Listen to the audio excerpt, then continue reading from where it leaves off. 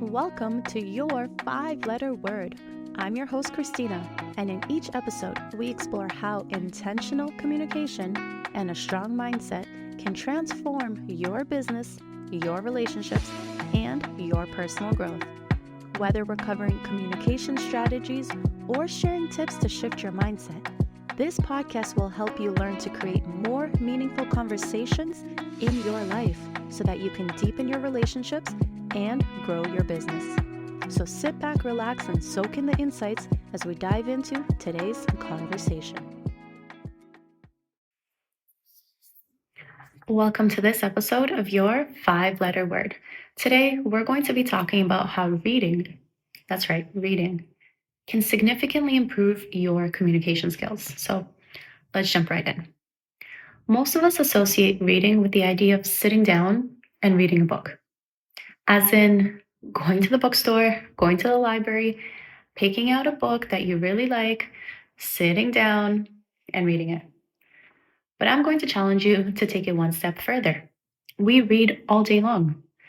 The text messages that come through your phone, when you're scrolling on social media, when you're reading the news, when you're reading your work emails, work documents, etc. We read all day long. We just don't associate it with reading. But here's the thing. The type of material that we are exposed to, the type of language that we're exposed to, the level of difficulty of the reading that we're exposed to, all of these things influence how we communicate and our own communication style. So let me give you an example of what I mean. Imagine the majority of your reading comes from scrolling on your phone, either through social media posts or perhaps like YouTube comments, maybe some news articles here and there, but more or less sort of casual, informal sources. This is totally fine, but I want you to consider the type of language and the type of communication that you're then being exposed to on a regular basis. That likely looks like a lot of slang, perhaps even mistyped comments, language that is typically easier to read, as in if we were rating it like on a grading scale in terms of like grade 1, grade 2, grade 3, high school level, university level, that type of material would typically be a lot lower in the grading scale, meaning it's a lot easier to read. Now, that's not a bad thing necessarily, but in the grand scheme of things, I want you to consider this. If on a daily basis you are exposing yourself to material and information and just the general communication style of a lower level difficulty or a lower level education level, how do you think that is impacting your own ability to communicate? Because here's the thing, our brains are extremely efficient and extremely interesting. Have you ever heard of the use it or lose it principle? Essentially, what it is our brains store so much information, too much information. So naturally, when there is information that we are no longer using, our brains actually delete that information, if you will. So there's a process that our brains go through called synaptic pruning. And essentially what that is every single thing that we learn forms neural connections in our brains. Quite literally the pathway of information, right? The neurons connect to each other. It forms a pathway. This is how we remember things. This is how we learn things. The more that you learn, the stronger that connection becomes. The more that you use it, the stronger the connection becomes. That's how habits are formed. But the brain is amazing. And when you are not using something, those connections get weaker and weaker, and then they essentially get removed from your brain. So that's why think about all the stuff you learned in school. Perhaps you even learned a second language when you were in school that you now can't really speak anymore. Why? Because when you don't use the things that you learn, you forget them and your brain deletes them. Now, this exact principle applies to the way that you communicate. The word choice that you're able to use naturally, right? the way that you speak, the level of sophistication that you speak with. All of this is impacted not only by how you naturally speak every day, but also by the types of information and the types of sort of sources and the difficulty of these sources that you're being exposed to. That's why, for many high school students, the transition to college and university is really hard because they're used to reading and receiving information at a certain level. And now all of a sudden, they jump to this new tier, this new difficulty level that they're not used to. And for many, that's very overwhelming. But what happens to the students who stick with it and who read those research articles and who learn how to do so effectively? Then they're able to do it. They're able to process the difficult academic research that they're reading, right? What about someone who decides to pick up like an old Shakespeare novel? The first few pages are frustrating and difficult to get through, and you're not sure what the heck you're reading. But if you take the time to digest it and process it, you increase your own capacity to receive that information, to process it, to understand it, and also to use it.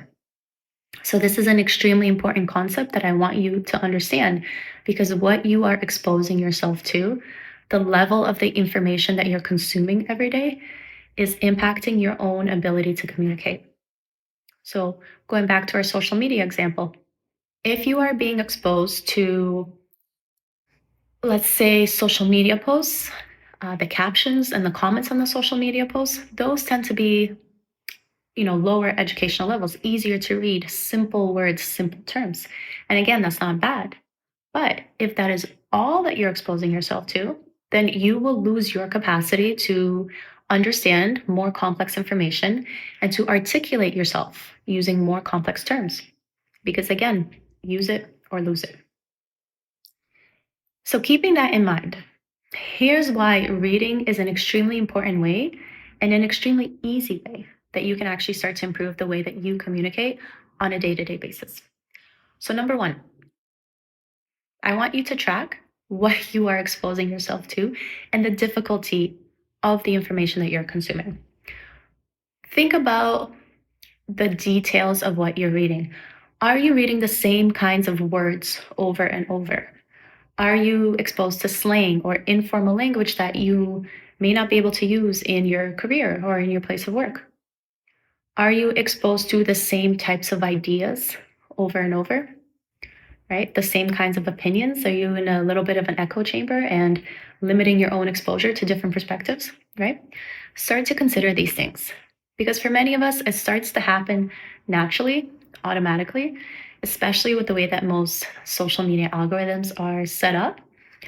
And so, learning to be intentional with recognizing when this is happening to you gives you the ability to change that. It gives you the ability to look for other information, for other perspectives, for more difficult, reading material to consume. So again, you don't need to go out necessarily and buy a complicated book to read and to force yourself to get through it, but you could be more intentional with the types of content that you're reading online. If you enjoy going through YouTube and social media comments, that's fine. But include 10 to 15 minutes a day where you may be reading more reputable news sources just to expose yourself to different perspectives, different type of communication styles, different language and word choice.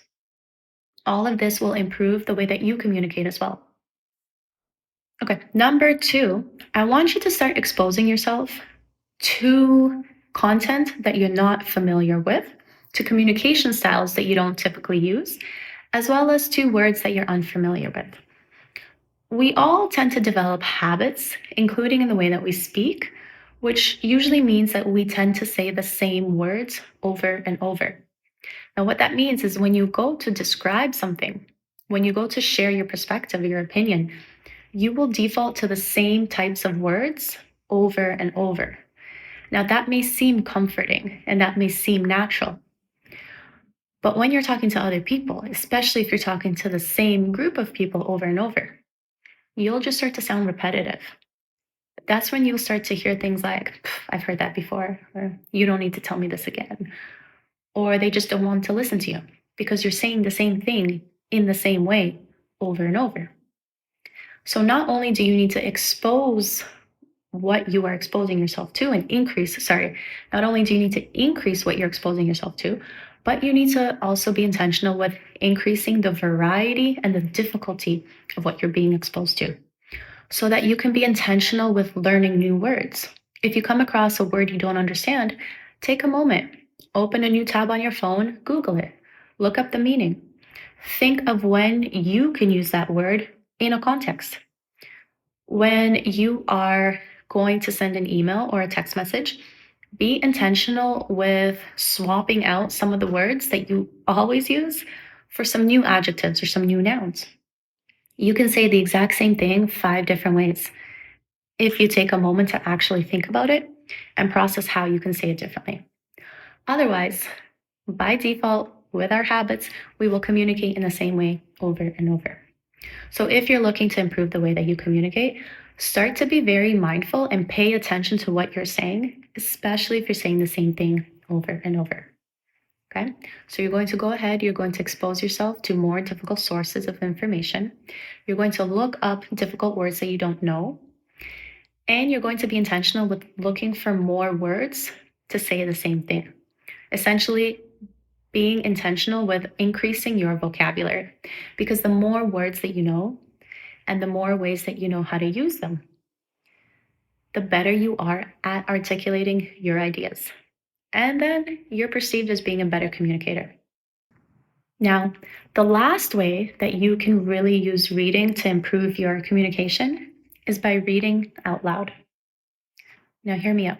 Again, going back to the idea, we're reading all day long our text messages, comments, emails, news, etc. Use that opportunity to improve the way that you communicate quite literally through the way that you would deliver a piece of information. Let's say this may be a little bit harder if you work physically in an office, but it's still possible. You can also do this in your spare time, or if you're alone, if you're in the car, etc. Whatever you would be reading on your phone, say a news article, read it out loud and start to pay attention to how you sound when you're reading out loud, the way that you quite literally deliver what you're saying. So paying attention to things like your volume, how loud or how quiet do you speak? Do you start really loud and then fade off in the middle of your sentence? Do you sound confident when you speak? Do you project your volume enough that other people will actually take the time to listen to you, right? These are things that you can start to pick up on when you read out loud. Another thing to work on would be your tone. How do you sound? What emotion are you conveying? Do you sound really monotone and disinterested? Sure, it may be easy to say, I am disinterested. I am just reading an email my coworker sent me. But think about the implications of that. If you're always sounding disinterested when you talk to others, how are they going to perceive you, especially over a prolonged period of time? Okay, so read out loud and notice, what's your volume like? What's your tone like? What's your body language like when you read? What are your facial expressions like? Are you very expressive? Do you read something and when you disagree, your face automatically says it? And if anyone was in the room, they'd know instantly you disagree, right? How confident do you sound when you speak? How much do you hesitate? Do you include enough variety when you talk so that you're interesting to listen to? Do you talk too fast or too slow? Right? Imagine you're reading out loud and that's the first time you really process how you sound. You might notice that you tend to be very slow and not include a lot of variety in your volume or tone. And now all of a sudden it may click why people don't listen because they find you boring. Versus if you read out loud really, really fast and then you realize that you're not processing any pauses or any gaps in the sentences so that other people don't even know when one sentence finished and another sentence started and they don't actually understand what you're saying because you're talking so fast. Oh, that might be a great insight. But it all starts with taking that initial awareness, even if it's just by reading emails out loud or reading news articles out loud. Whatever it is, pick something. If you want to take it one step further, get a book. Get an actual physical book and practice reading the book out loud and be intentional with reading out loud in a way that would make you an amazing communicator. AKA, pretend that you're putting on a performance, pretend that you're doing a presentation while reading a page in a book. Can you speak in a way that is engaging and fun and uses your facial expressions wisely and has variety in the way that you talk, right? And has good tone, good volume, good rate of speech. All of these things may seem small on their own, but all of these things combine to make you the type of communicator that you are. And the more of these small pieces that you can do well, the more they combine to make you an extremely effective and influential communicator. That might seem like it's not really a big deal, but when you consider the implications of being a good communicator at work, it's worth taking the time to do this. Okay, so that's how you can use reading to improve the way that you communicate starting today. Before we finish this episode, my 5-letter word for you is novel. Novel. Not only can books quite literally help you improve the way that you communicate, especially if you take the time to read them out loud, but expose yourself to novel, to new information, to new sources, to new words, to new ways of speaking. You will be surprised by how fast you improve the way that you communicate simply by doing these things. Okay, so as usual, let me know what your biggest takeaway was from this episode, and I'll see you in the next one. Thanks for tuning in to this episode of Your 5-Letter Word. If you found this episode helpful, please share it with someone who might need to hear it. And as always, I love to hear about your breakthroughs. I'm here to serve your soul a cup of peace and a slice of joy. Until next time, take care.